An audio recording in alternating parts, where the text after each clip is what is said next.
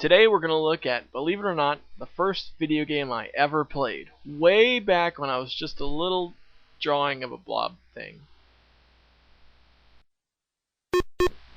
Space Quest, Chapter 1, The Sarien Encounter. This game came out in October 1986 and used Sierra's AGI, Adventure Gaming Interpreter.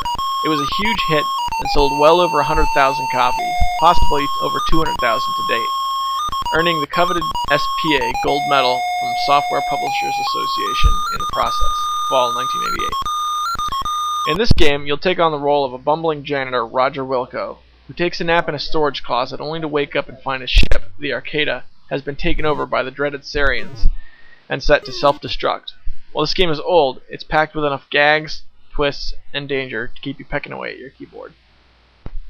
If you don't already have it, you're going to need DOSBox to run this. That's available at www.dosbox.com. This is a program which basically gives you a virtual IBM 386 machine to run all your DOS games from. It's easy to use, free, and if you do need help, plenty of videos have been made on YouTube to get your DOS games rolling.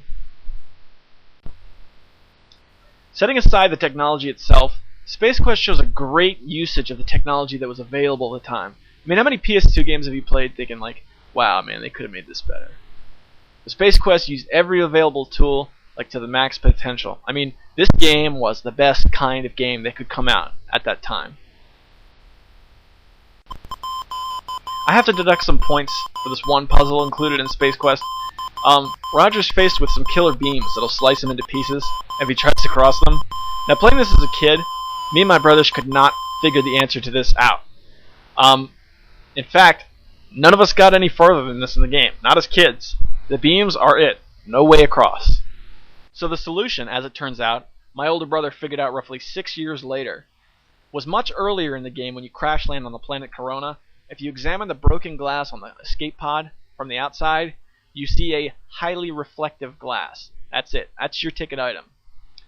If you didn't think to look at the escape pod from the outside, you're screwed because you couldn't get to the killer beams without going through this strange elevator at this rock shrine thing. And once you go through it, you're stuck. That's it. There's no way back up. So here you are with these beams and no way to get to your ship to get the glass you need to move on with the game. One thing you have to keep in mind was a lot of the things you need to know to keep Roger Wilco alive was learned through trial and error. And though that seems frustrating, this was so that you could enjoy all the different colorful ways Roger could die.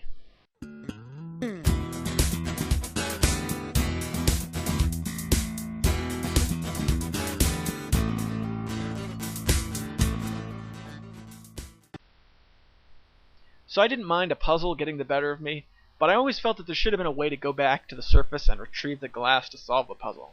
I mean, if you didn't figure out the answer until you were there, you were stuck, and you had to start over from the beginning. Space Quest is a classic game. So much that it's still being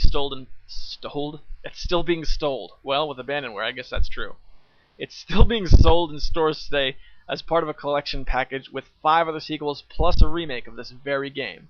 Overall, I give it an 8.5 out of 10, deducting a 1.5 for 6 years trying to figure out the answer to the silly beam puzzle.